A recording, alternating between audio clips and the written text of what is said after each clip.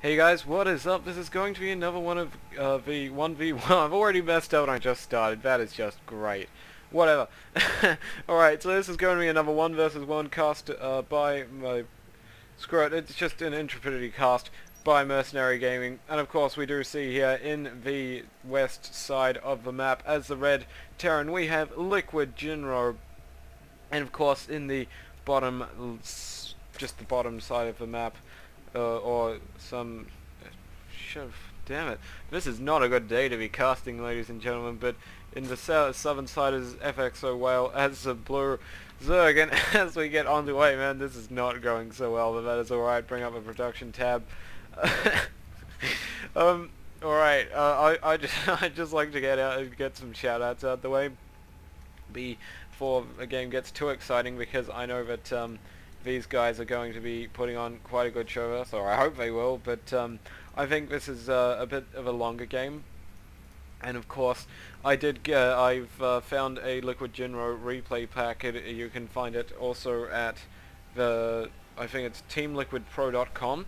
This was just released, and I'm really looking forward to this because I think WhaleVsJinro is he's a bit of the underdog now, even though he did really well late, like earlier on in the stages of his career. I believe that I believe that he's a bit of the underdog now, but of course I still think he's really cool, and of course he's from Team Liquid, which I just love all of Team Liquid, so I am pretty happy overall. Jinro taking his second refinery. That is a really early second refinery. I'm hoping that's just because he doesn't want a gas stolen, but if he's gonna let that finish, that is no. What? What? That must have been a misclick, surely, by Jinro. I think the idea was to prevent having his gas being stolen, but he then cancelled the refinery. So either way, guys, as the game starts to play out, we have a 15 hatch by Whale, and of course a 16 or 17 pool. And as I was trying to say before, I would like to have a massive shout out to my man Eldras, who has, of course, if you guys haven't seen our channel as of late, I really recommend, well, I advise you to just go check that out right now, guys. Close this window, get rid of it, and just while we experience some lag, just go check that out, because the background is immaculate, and I have only Mitchell and, of course, Eldras to thank for that. Whoa, my mouse is a bit stuffed up there, but that is alright. Man, Eldras is a beast. I could not do anything like that, and I think it looks beautiful.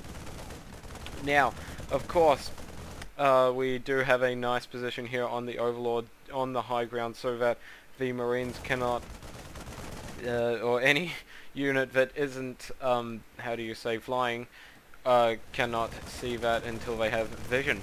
Now, we do see the ever so standard factory into double Hellion production, and of course the gas goes down.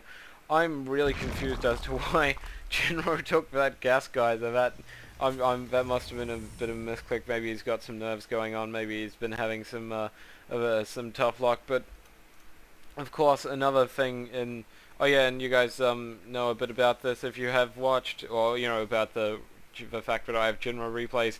Of course, if you did watch the free-for-all that I did hopefully upload by the time this is done, but if it's not and I upload this one first, then watch this one first, you know. It's all good.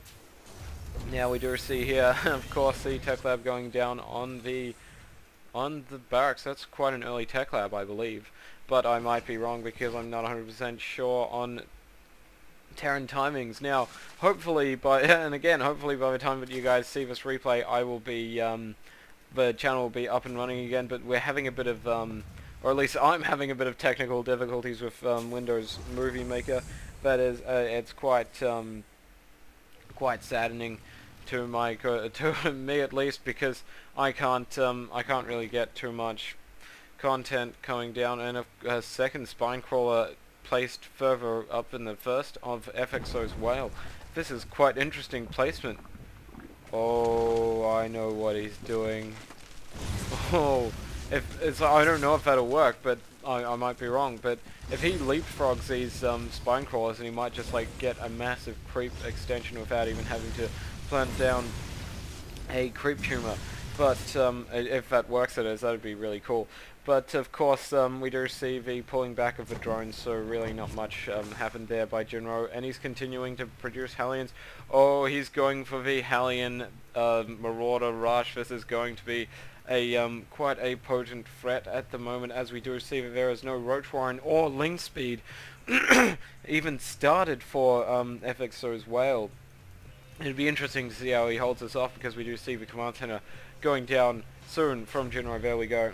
Now, still good, still a bit snotty, still a bit hay feverish, but that's alright, guys. We do see 4 spine crawlers going down now. I don't think that leapfrog worked as well as I was hoping, or maybe he wanted it to do that, maybe not, but it's always worth a try, and it's always worth having a bit of fun in these situations. Now, of course, we see the Overlord scouting at only 2 Marines that have been put down into the field as of yet. Now we do see if the Overlord did spot it and he was selecting it there. He sees all the Novos SCVs are just transferring. I feel like that's a bit early.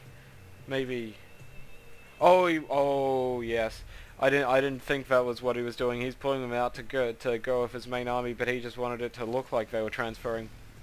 And of course, to repair the Hellions. Now the FXO's Whale did see that these were the only 2 tech buildings, and I'm pretty sure he saw the expansion. He did indeed see the expansion earlier, but that was a bit confusing. But of course, he can be pretty sure what's going on right now. But you can never be too certain in situations like these, because Jinro is staying back for a little bit, making sure that he does have enough units before he does move in. And of course, where are those SCVs that he pulled? What is going on? That is so strange. He didn't even repair that Hellion. Now, beautiful positioning by FXO's Whale. He can see the rocks. He wants to make sure that he does not get surprised by getting attacked from the right-hand side, and of course he is confident enough to destroy his own destructible rocks, as he does know that there is no attempt at destroying his own, well, the other ones, that is. Now we do see FXO's Whale trying to save his hatchery, but I don't know how well that will work, as we do see that the Hellion, he can back up to the Hellions at any point in time, and the Queen is trying to attack on the high ground, but those Hellions doing a massacre. And of course we don't see the cancel on the hatchery, and I'll just shut my door so you guys don't get any background noise.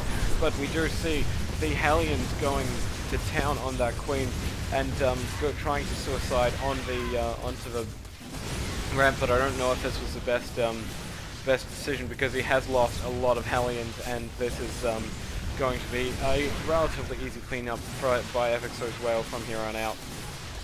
We see Jinro trying to keep the vision on the high ground as much as possible, keeping that Hellion alive, just circling it around.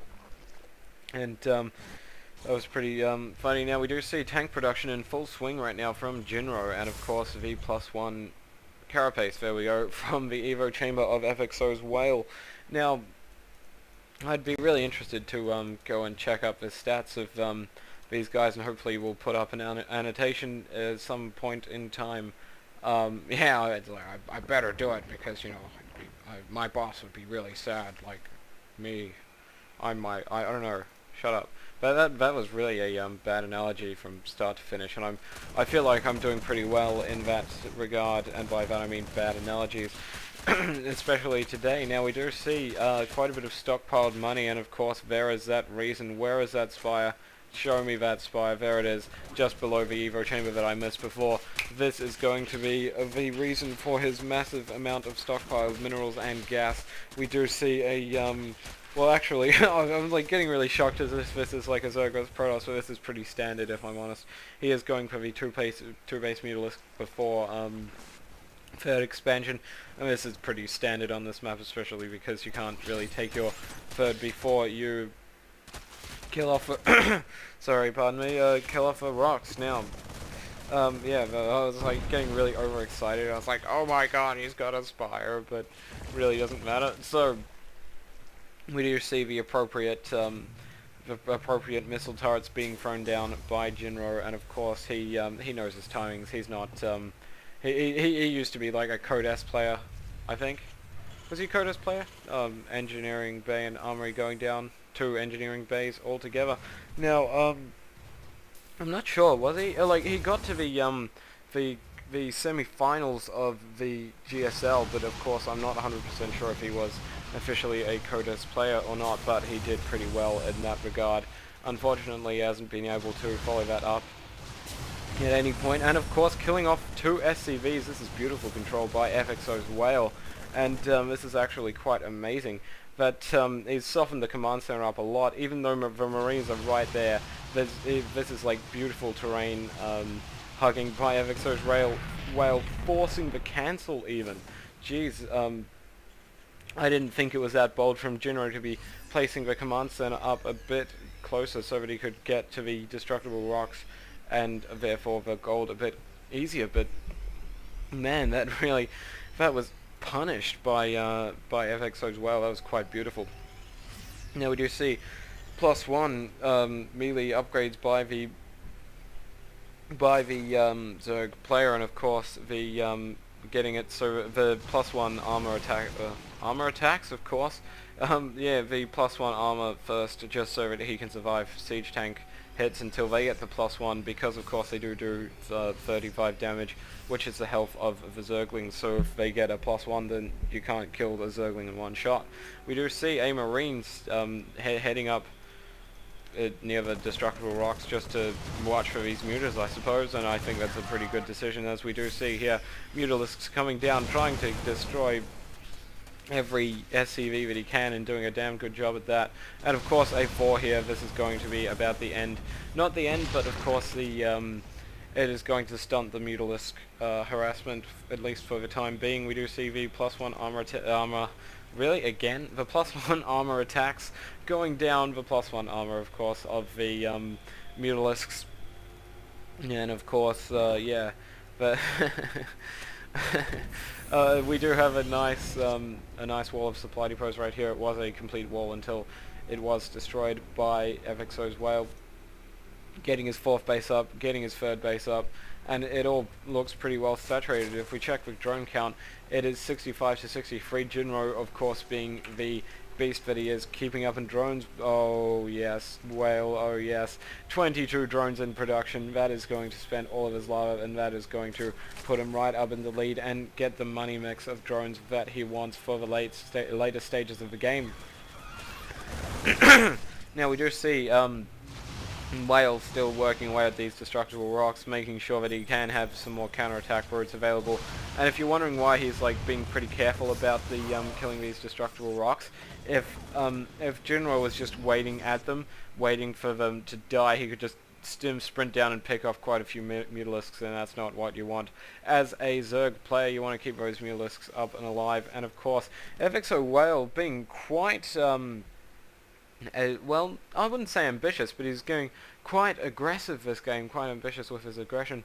And of course, a 4th base going down for Jinro. He is, of course, an expanding legend right now, but still the Mutalisks picking away at what could have been his 4th base, and wow, Jinro risking not cancelling it at that point, feeling that he could, of course, save it in time. And a 5th command center going down by Jinro. This is quite amazing, as the 5th whoa, the 5th expansion, the 5th